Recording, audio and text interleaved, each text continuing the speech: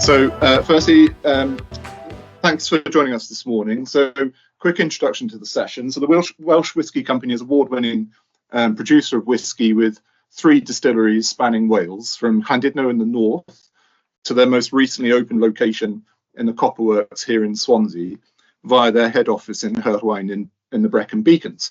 From humble beginnings just before the turn of the 21st century, the Welsh Whisky Company has fought its way through the challenges of formation, funding growth, and gaining prominence in some of the world's most exclusive retail spaces. Now, following 23 years of successful trading, the Welsh Whisky Company, whilst being one of our most celebrated brands here in Wales, is also an established brand that's recognised globally thanks largely to the success of their export programme. This morning, I'd like to welcome Stephen Davies, Chief Executive Officer of the Welsh Whisky Company, to an hour of export power, where we explore the experiences of taking a local brand from Wales to the furthest points of the compass. So, Stephen, thank you very much for joining us here at Swansea Council's Business Anchor. It's great to see you. And how are you? I'm very well. Thank you very much, Ed. And it's great to be here. Thank you for inviting me along. That's a pleasure. Thank you. So, Stephen, I just wanted to start by offering our listeners and viewers an understanding of the scope of your exports and how they've grown over the last 23 years. In particular, how did you determine key markets and the route to them? Okay, if I may, I'll share some slides, Ed, so we can illustrate as we go along. Okay, so just bear with me.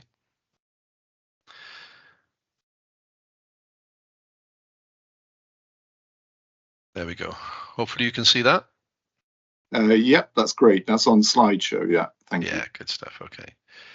So single malt whiskey in particular, because we produce a range of spirits, including Brecon Gin, Brecon 5 Vodka, Siddiqui Rum, and Merlin Cream Liqueur.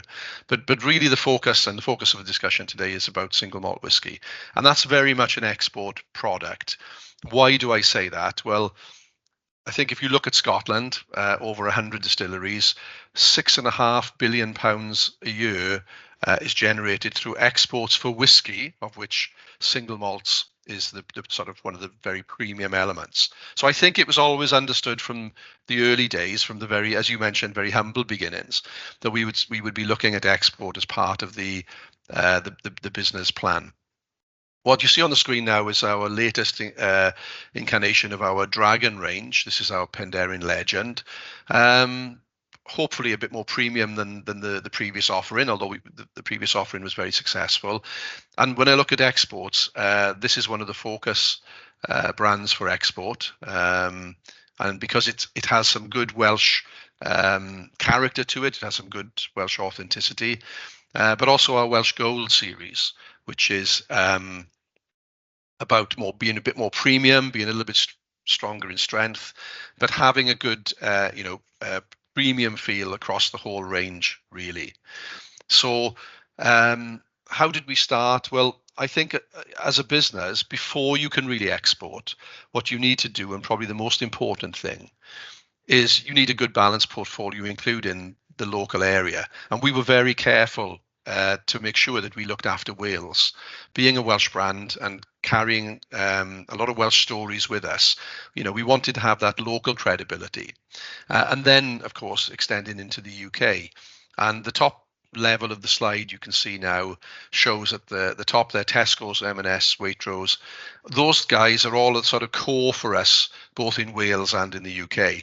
People like Tesco, very important because they have a lot of stores in Wales, whereas people like Sainsbury's, still very important, but more for the rest of the UK. And then you have the premium prestige brands like Harrods and Berry Brothers. And it's nice to be in places like that, because when you talk to your export partners, we can point not only to the fact that we're in Wales, but we're national in the UK with some of the big chains, but also we're in very prestige places that they will see if they visit London. And then coming to the key of it, we export to about 45 or 50 countries now. And there's just 4 examples on the slide here. Impex Beverages in America, whiskey in Japan, LMDW, La Maison de Whisky in France, and interestingly, Wine Hall in Ukraine. And Ukraine has been one of our fastest growing export markets, despite all of the challenges and issues there at the moment. So I would say, in terms of exports, Ed, Europe, North America, Asia, particularly with places like Taiwan and China and Japan, all very important opportunities for export. But none of it is easy, because you're having to build a brand that is not Scotch, that is not from more traditional areas of whiskey making, and that can be a disadvantage. But it's also a big advantage as well, because we have new stories to tell, and we have a slightly different positioning, that we can offer. Congratulations on that picture. I mean, it's remarkable to see the balance on local, UK, national, and international as well. And that doesn't come about by accident. So, what have been the key drivers for you to achieving that balance? Well, we worked, and it's very important to remember, we worked on very limited budgets when we started. We still do to an extent, but so you have to get out there and you have to be very hands-on with the brand.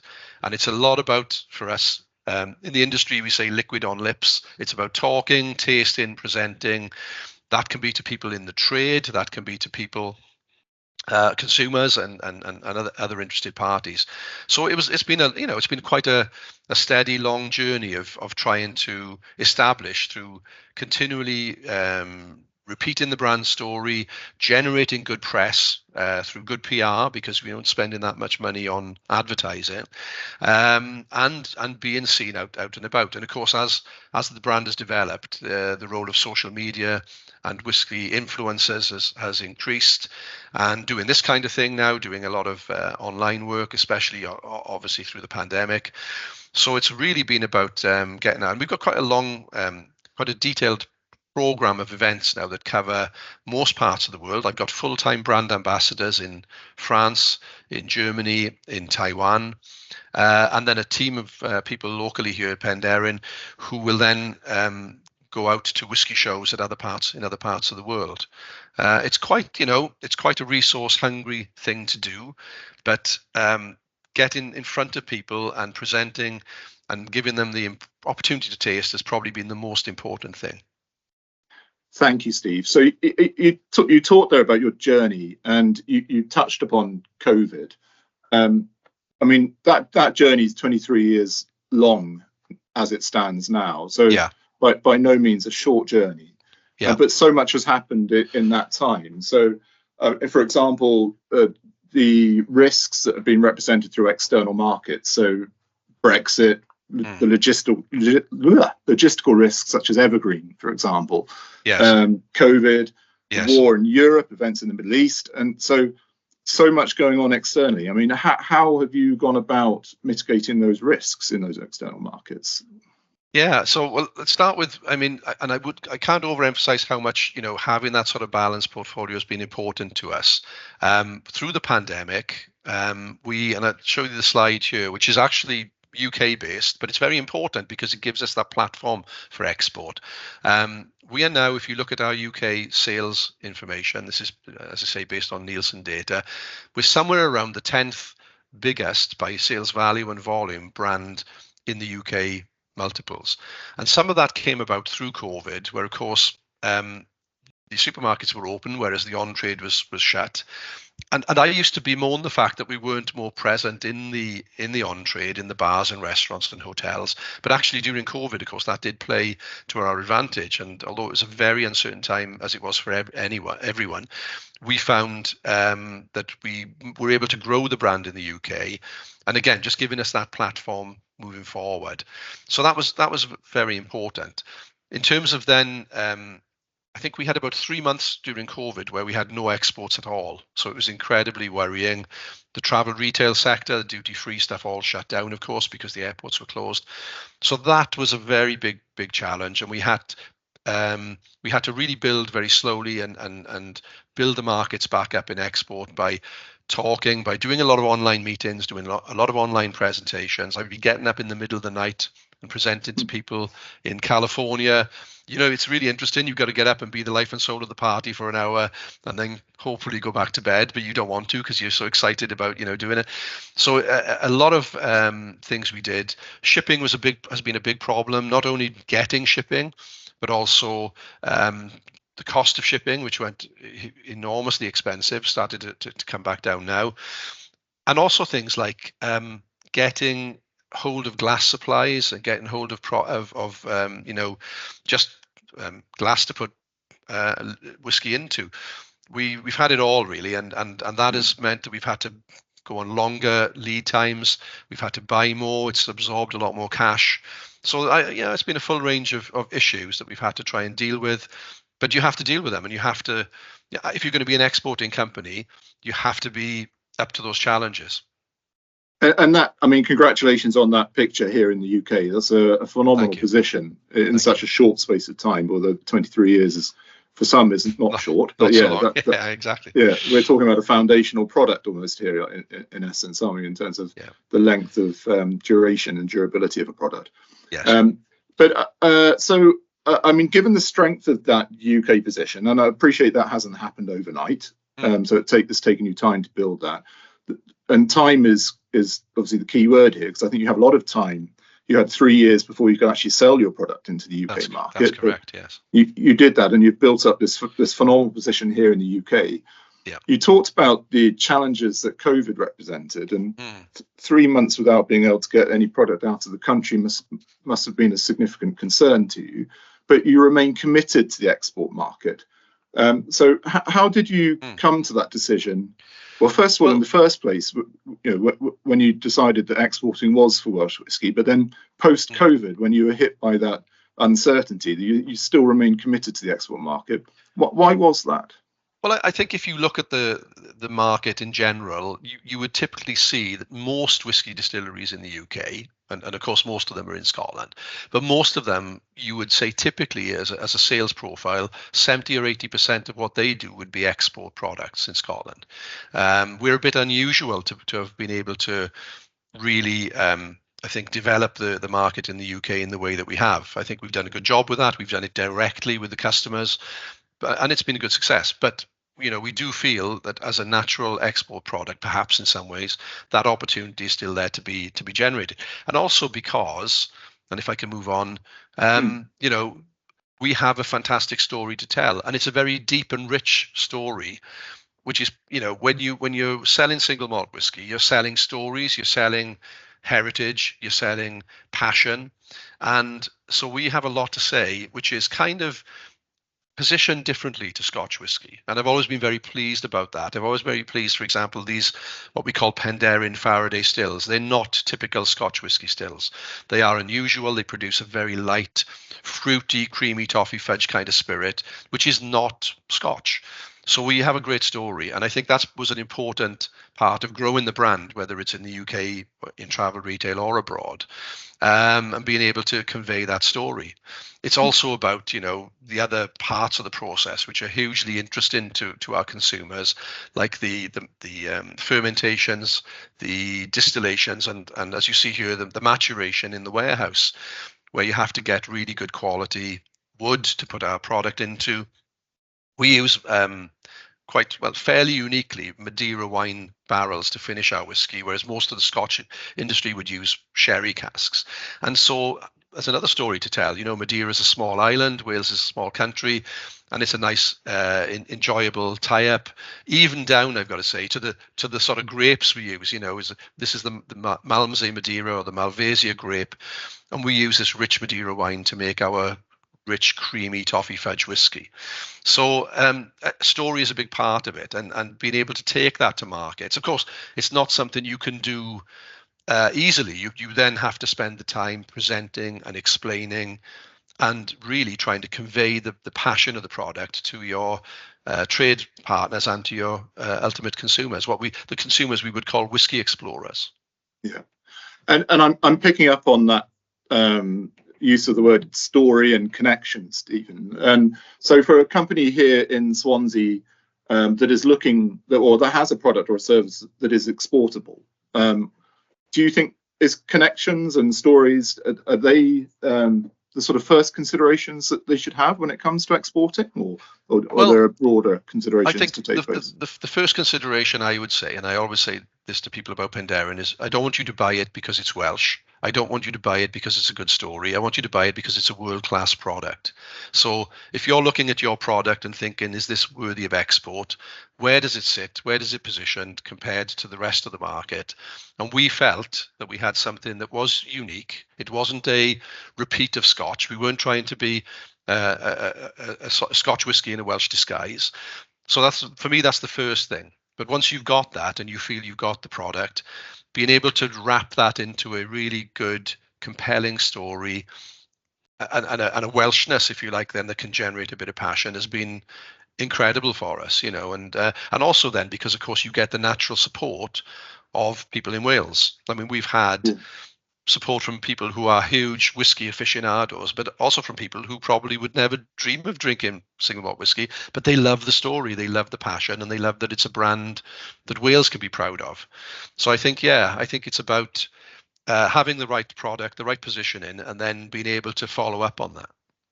So authenticity, I guess, from what you were saying there, and then obviously the compelling story to connect it to its markets, and probably the Patagonia connection is a really good example there as well. Your most recent Icons range. It is, yeah. So we developed a series of whiskies called Icons of Wales, which is a nice way of telling stories, a nice way of conveying things from Wales, which I hope are relevant outside of Wales. You know, we don't want to tell stories that look back inward on ourselves.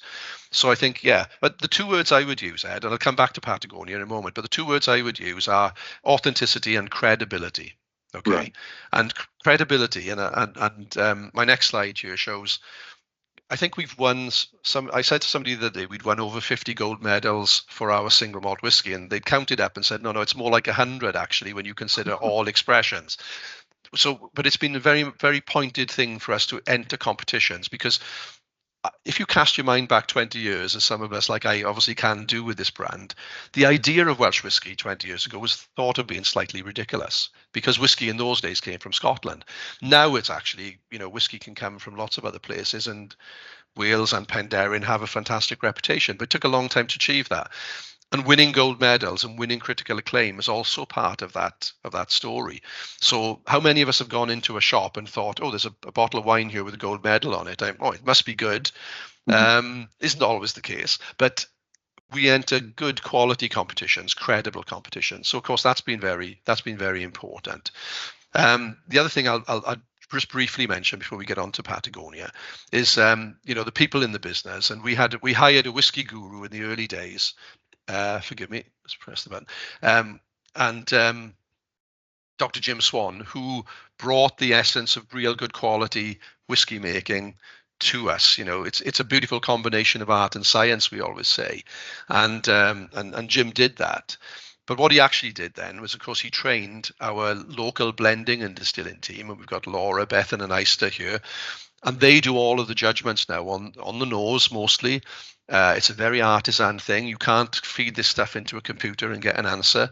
You've got to get the opinions of the people who know what they can nose in terms of attractive aromas and flavors and any off notes you might experience. So we've been very fortunate, that's all. The people are so much part of the business, and so much. And again, you hit the nail on the head there. 23 years is quite a long time.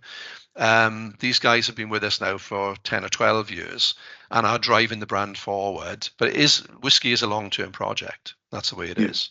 Yeah. Thank you. And okay. I was going to ask you about key enablers. Clearly you've identified a range of different people associated with the business internally there. Yes. I just wanted to touch on, without getting too political, obviously British and devolved government are currently very supportive of exporting, and they have been over the last sort of 10 years. Yes. But for you at the Welsh Whisky Company, you talked there about your internal team, but who have been the key enablers to your exporting success? Because your exports are now selling 30% of your overall sales. Yeah. But how has that changed over the years in terms of key enablers for you? Well, the key enablers for us have been really in the whiskey industry. We've really focused on the whiskey explorers, the whiskey influencers, the whiskey aficionados, and it's been about being written about, talked about. It's not really been through the Welsh diaspora, even though the Welsh diaspora is very valuable to us. It's not as big as you might think, And in terms of single malt whiskey, it's finding people that are hugely passionate about Wales and are also dedicated malt whiskey drinkers. Fairly small population. So our focus has been really on the people who love single malt whiskies and who love quality whiskey. And then the Welshness comes along with that. And then it's surprising how many connections you will make through Welsh people in various places. In terms of the Welsh Government, Welsh Government have been superb at helping us to fund our developments in Wales in terms of new distilleries, in terms of visitor centres. We've got the 3, as you mentioned, now in Swansea, in Llandudno, and in the Brecon Beacons. And they also have people then who help us to get to shows and events and things, and that's been quite valuable as well. And on occasions, those people have literally been there helping us carry cases into shows in Times Square or whatever, and that's been quite valuable, But I think really, if you're looking at exporting, you have to think, well, this is my own responsibility, and I've got to look at the market myself, and I'll take whatever advice and support is available from Welsh Government or indeed from British Government, because Penderyn, we are actually export champions now for British Government as well. And we'll take all of that all day long. But at the end of the day, you've still got to drive it yourself, I think, and create the contacts by going to trade shows, by going to in-market visits. Sometimes you get some match funding for that, sometimes you don't. But, it's very much in your own hands, I think it's important to say. And so thank you. And you talked about Welsh Government and UK Gov there, which is brilliant. But what more can the local authority do to support businesses here in Swansea if they're exporting? I think, well, what we want to do now in terms of our facilities is to bring more people in. So we want to give people a great experience when they come to Swansea. We want people to not just come and see Penderyn, but spend a long weekend in the city. To maybe they're going to come to a sporting event, or they're going to visit the museum, or go down to the Gower. So I think for us it's about the whole experience of coming to Wales, and Penderyn now I think offers a really nice all-weather attraction where people can come and spend time, learn the brand story, make some friends. And hopefully then take that away with them, and we hope they'll be brand ambassadors when they leave. Yeah, thank you. I wanted to just touch upon that as well. So I want to talk through the distillery that's just opened here in the Copperworks in Swansea. Yes. So congratulations on opening what is a world-class facility. It's a fantastic place to visit and to experience. Thank you. How long has that been in your thinking, and why that particular location, Stephen? Well, yeah, that location came up with Nigel Short, our main shareholder, myself, probably about 12 years or more ago. But we looked at the site in those days, and it needed a lot of work, and we didn't feel that we probably had the resources to put it off on our own. So we it sat as an idea for a while, and then Swansea Council came back and said, look, we've got the opportunity to apply for a Heritage Lottery Fund grant. We're interested in rejuvenating not just the site but the area. How do you feel about getting involved? So that was a great opportunity then. And of course, it's not just a opportunity for us to create a visitor facility, but it's actually it's a working facility that's added a substantial amount of production capacity to us. So that's been really helpful as well, actually. That's been really, really good. So yeah, it's and I think because of the copper connection, the copper works, and the fact that we use copper stills, we've really put ourselves into the local environment.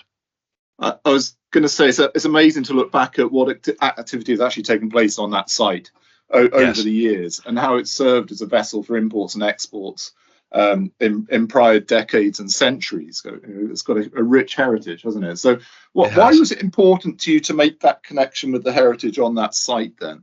Well, just as the slide here shows, Wales is a land of legends, okay? We again, it's back to storytelling, and it's back to experiences. And we love the idea, because copper is so important. You can't make whiskey stills out of stainless steel. They're made out of copper for a reason, because the copper is part of the process of creating this lovely, clean, attractive spirit. And so the opportunity to tell this story, and I'll just quickly show you a couple of the later stories. In our series, the headliner. As I think you know, Ed, there's a 3-year-old rule for making whiskey. You can't call it whiskey until it's been in barrels for 3 years. The man who actually invented that rule was a Welshman. It was David Lloyd George, the 1915 Immature Spirits Act, and he was a fairly controversial and colourful character. So we celebrated this whole thing where David Lloyd George was trying to suppress, I think, the sale of alcohol back in 1915 because they had other priorities and things they were worrying about. But of course, inadvertently, he's created this huge £6.5 billion industry, which we love that idea. So we wanted to tell that story in a nice way. And also, you mentioned Patagonia. Great story of Welsh migration, 1865. I mean, having worked in North America, I've come across a number of people who are from that community in South America, and they're first language Welsh speakers, and they know all about the culture. And so we've actually collaborated here with a very small distillery called La Alazana, who are based in Patagonia. So that's been lovely, you know. But then coming back to the actual site in Swansea, I mean, look at this. This building is absolutely stunning. It's fantastic. It was derelict since I think about 1980, and the opportunity to tell stories about copper, the history of copper in Swansea, where, 150 years ago, half of the world's copper was being smelted in Swansea. And now we use copper stills in this building to make our whiskey. We have a lovely little facility, which I think you've probably seen when you came to visit. Yeah. A conversation between Michael Faraday, Victorian scientist, and John Vivian, the owner of the Copper Works, talking about the issues and the success of Swansea as a copper industry, a place for copper industry, but also the challenges of extreme pollution and problems and issues. So we kind of put that all in, and then you come and see the beautiful copper stills, and designed by Dr. David Faraday, a descendant of Michael Faraday. So we love the way that all settles together as a coherent story as part now, and add into the brand really. I mean, it's a fantastic facility to see built here in Swansea, and I'm sure it will attract thousands of visitors over the years moving forward.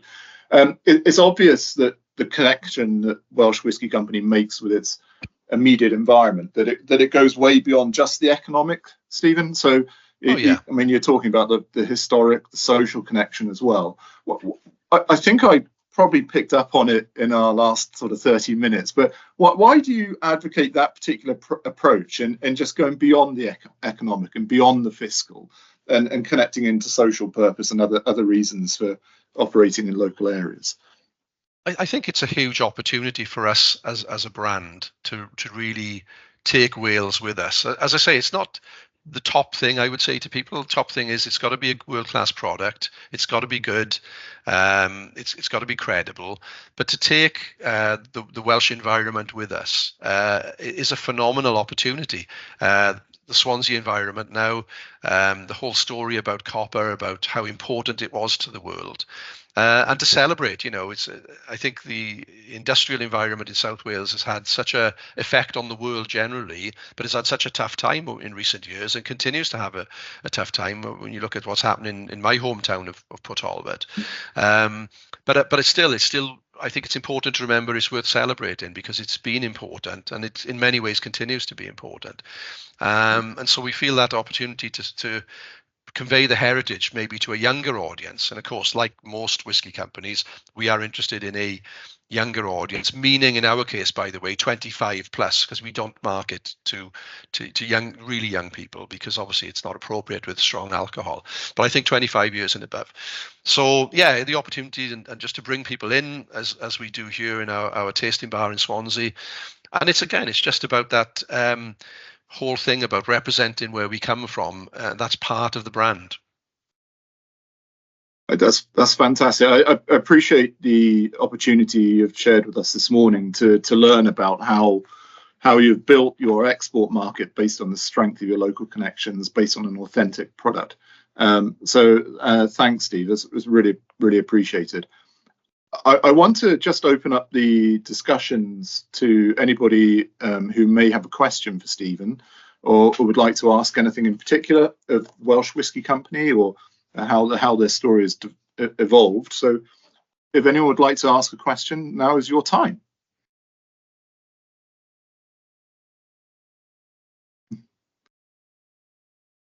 It looks like. Yeah, I can go if you like, Ed. Thank you. Yeah, please go ahead, Matt. Yeah, it's just sort of picking up on the point earlier you said about the fact that it's not Scotch, and that's kind of like maybe a blessing and a curse at the same time. So how have you gone about sort of striking that balance between sort of what the market expects of a Scotch versus your offering, which obviously is different, and how do you sort of balance those two elements together, I guess, really, particularly in the export market, Yes. Well, of course, some markets are very, very focused on Scotch. Taiwan is a good example, which is Scotch, and more than that, sherry matured Scotch is very, very important to them. So if you go into some of these markets, you do have to be prepared to. And of course, we love Scotch, and we love Scotch whiskey brands. I mean, there are some just amazing single malts that are generated in Scotland. So it's a case of saying to them, look, we're a single malt whiskey, and we're not Scottish, but we are single malt. So it's important to kind of get that kind of quality marker down. And then why would you want to try this whiskey? Why would you want to sample something a bit different? And we are part really of something that you would say is a new world of world whiskey. So when people write about us now, they don't write about us necessarily alongside Scotch. They write about us alongside Indian whiskey or Taiwanese whiskey, and some English whiskey distilleries now have come up as well. So I think what we do is we broaden the tapestry, if you like. We broaden the range. We add something a little bit different. We add a bit more colour to the industry. And so it's finding that angle to really, especially if you're getting into people who really are hardened Scotch whiskey drinkers, that's what they like. How do you get into those people, and how do you, I mean, I always tell a story actually very briefly, being in the States and talking to a guy, gee, I'd like to try his Scotch. And I say, well, it's not Scotch, it's single malt whiskey from Wales. And he looks at me and he goes, yeah, Wales, but that's an island off Scotland, isn't it? I say, no, hold on. And I've got a map. It's okay, I've got a map. Gee, I don't care, it's a great Scotch. Because Scotch is a generic thing. So I'm afraid we do have to be a bit patient with that sometimes. And we have to be patient with customers who are not used to things coming from somewhere like Wales, or even from Taiwan or from India. But that's part of the challenge, and that's what we do. That's what we're there for, and that's why the talking and tasting is probably one of the most important things. It's almost like a hand selling brand. You'd like to think you could just sell it all to a country and off it'll go off the shelves. That doesn't happen. There's a lot of hard work to make that happen. And I guess that's why you can't compromise on your authenticity or your credibility either, can you? Because as soon as you start going off pat, it's Yes. Sorry, Matt. Did you want to come back? Fine. Yeah. No, it was a separate question, really. I think when I came to the visit, I think it was explained that your biggest export market is France, which was something of a surprise, really. You don't think of them as a nation of whiskey drinkers, but I was just wondering where you sort of, what comes next in terms of which markets in particular are you sort of seeing rapid growth in that maybe traditionally weren't, taking your product, but where do you see the growth coming next? Yeah, and it's a good question, Mark, and it's the huge challenge for us going forward now, because I think, as you say, in France, would you believe, they drink more single malt whiskey every month than the total consumption of cognac in a year. That's one of the useful facts I picked up on my travels. So France is a very sophisticated malt whiskey market, and so it will remain very important. I think France and Germany in Europe, I think the USA, and I think probably in terms of volume, China. Those are the markets we'll really focus on. And of course, as a relatively small business, we turned over £23 million last year. We employed 100 people. As a relatively small business, we can't go everywhere. So I think we will be looking very carefully at 3 or 4 markets and really looking to develop the brand out of that sort of 45, 50 markets we've got. 3 or 4 would be the ones that we'd really be looking to move forward in, and maybe looking for some alliances with a distribution partner that can help us reach these markets in a bit more depth, that sort of thing. But it's no doubt that it's the biggest challenge for us going forward at this time now. And in respect to that, do you find that you need boots on the ground within these individual countries? Because presumably the messaging needs to be slightly different in Japan to France versus India. Yes. Yeah, you do, definitely. I think having people it's a balance between, people like to hear people with authentic accents coming along and selling the brand, but you can't be in market all the time. So we found it we've had somebody in France now for 7 or 8 years, and that makes a huge difference. Of course, it's horribly expensive when you've got people. You do have to generate some volume to try and make sure you cover the cost on that, but I think if you're going to move forward, then you do need to have that sort of level of commitment. Thank you, Stephen. Thank you, Matt. Thank you, Matt. Any further questions at all? But the other things I'd mention in terms of marketing things, the sort of things that have been quite good for us, I don't know, people might have noticed that last year we were able to secure a protected geographic status for the term single malt Welsh whisky, which is not about Penderyn, it's about the whole whisky industry. So we were very pleased to achieve that, and it was announced at the Royal Welsh Show last year. So there is now some legislation that means that Welsh whisky has a recognition similar to Scotch whisky and Irish whisky, so that was important. And I think as it's quite timely, because next week we are announcing the shortlist for our Penderyn Book Prize, I'll just mention that we've created a book prize, again nothing to do with whisky really, but it's something to help us to get the conversation, this very wide conversation, moving, where we give a prize for books that are written about bands or authors, anything to do with the music industry, autobiographies, and we've been running that for 10 years. And it's announced in London, and then we give the prize at the Larn weekend in West Wales at the Literary Festival there, and that's been terrific for us. And the last thing I'll mention, we recently signed up Matthew Rhys, Welsh actor from Cardiff, to represent us as a kind of a brand face in America, mainly because he's mainly known for doing things like The Americans. He's just done 2 series of Perry Mason for the HBO channel. Very well known face in America, and again to help us to really just say, look, bring attention to the brand. And Matthew, we're very lucky with Matthew because he's genuinely a big fan of Penderyn, so it's nice and an easy relationship. So all these things bring attention to you in exports, and help you to tell the stories that you want to tell. That's brilliant, and just another example of the connections that you're making, which are enduring, aren't they? So indeed, yeah, it's great work. Thank you very much for those insights, Stephen. It's been brilliant this morning. I'd just like to say that if you're a business here in Swansea and you're looking to establish an export market, or looking to diversify to be able to enable you to achieve an export market, at the council, in the business grants team, we do have a range of different grants which are available to support local businesses. Anything from pre-start grants all the way through to growth grants or carbon reduction grants, innovation grants, and website development grants. So a whole range of different grants where we are designed to help support your business. And the grants are enabled by the UK Shared Prosperity Fund and the UK Levelling Up funds as well. So I'd like to wrap up this morning, unless there are any further questions. I'd like to wrap up this morning with a massive thank you to Stephen Davies, CEO of the Welsh Whisky Company, and congratulate you on everything that you've achieved, both here in the UK and in your export markets as well. Stephen, thank you so much. And I look forward to seeing you again very soon. Yeah, thank you very much, Ed, and thanks for your time, and it's great to talk. Absolute pleasure as always. Take care. Cheers, Stephen. Thank you, everybody. Bye-bye now. Bye.